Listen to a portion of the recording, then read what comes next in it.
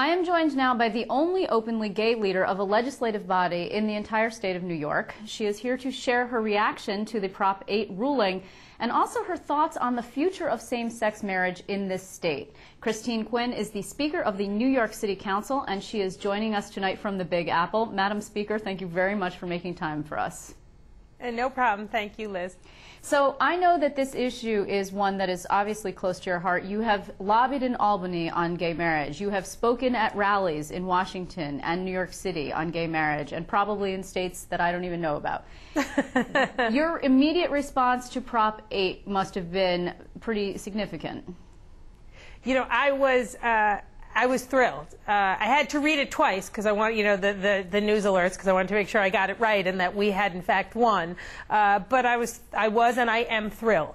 You know, it is a difficult thing to read when a legislative body takes action against you. It's difficult to read when the courts don't affirm your equal standing or your civil rights. So when you get to read that a federal judge, in fact, believes that same-sex families need to be treated equally, that as federal judge states what we know, that same-sex parents are as qualified and as capable parents as anybody else, that is really a very uplifting feeling. To have somebody who has been appointed to the federal court say that really makes you feel proud to be an American and really makes you feel part of the foundation of the country. Well, and actually appointed by a Republican, that particular judge, and he went out on a limb. That's nice too. Yeah, right. They went out on a limb and didn't just say, didn't just speak about matters of law, but actually spoke about matters of fact, saying that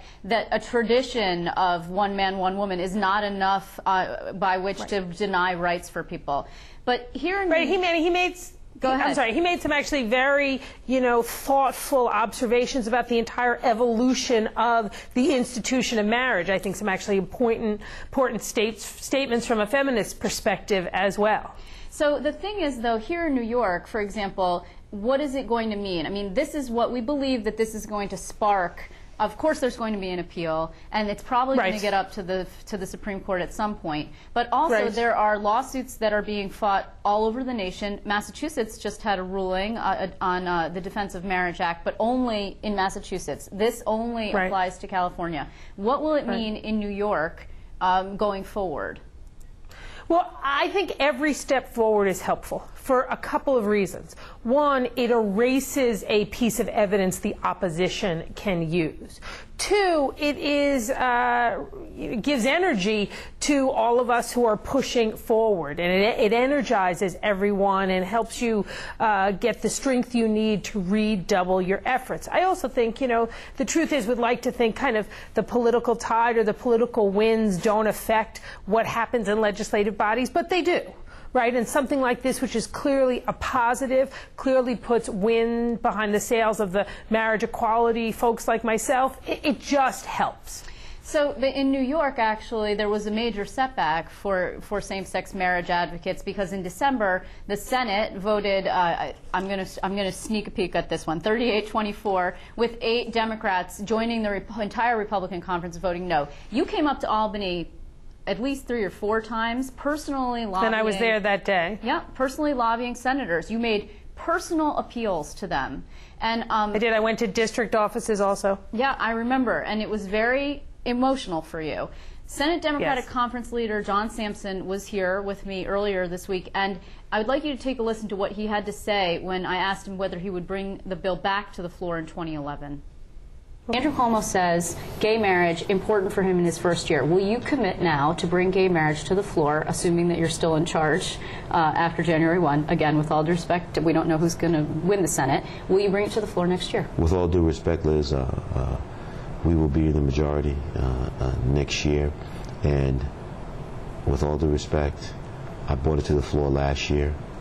Once again, I will go to our conference, and we will do what is appropriate. Okay, but actually in your conference, there was not unanimity in bringing it to the floor, and you brought it to the floor anyway. So why not just say now, I will commit to bringing gay marriage to the floor of the Senate for a vote? Well, I expect to have new members, additional members, besides our 32 majority. And once again, I think I owe it out of courtesy and respect to all my members to discuss this issue with them. Now, he actually later had a spokesman call and say that the senator reiterates his personal support for gay marriage and is committed to pushing it through the Senate at some point in time. But what is your response and your feeling about that sort of non-committal answer? First, let me just say, as it relates to Senator Sampson, I have found him to be, as it relates to marriage, as it relates to every interaction I have had with him, a man of his word. And somebody who, if he tells you a vote is happening, if he tells you he will get it done, you can take that to the bank. So I really want to be very clear for the respect I have for John Sampson and how positive of a working relationship I've had with him. Now, that said, I also understand as a legislative leader, no disrespect to reporters, we don't always like to tell you exactly what we're going to do or when we're going to do it, and we kind of think it's none of your business sometimes. But as a member of the LGBT community in New York, I want to hear that it's going, that the bill is going to the floor, and that it's going to happen as soon as possible. Now, and I understand why Senator Sampson might not want to say that. I really do, from the perspective of being a legislative leader myself. But I want to hear that, and I also think in this case, strategically, it would be helpful to the overall efforts to move the bill forward, which I know Senator Sampson wants to do. Okay, so interestingly, though, there was a fight, or a disagreement, I should say, about the tactics that were used the last time around, because some people in the community felt bringing it to the floor to see where people stood so they could decide who to go after. And you're seeing a lot of people this year, Democrats, those 8 Democrats who voted no, are being targeted now by LGBT cash, right?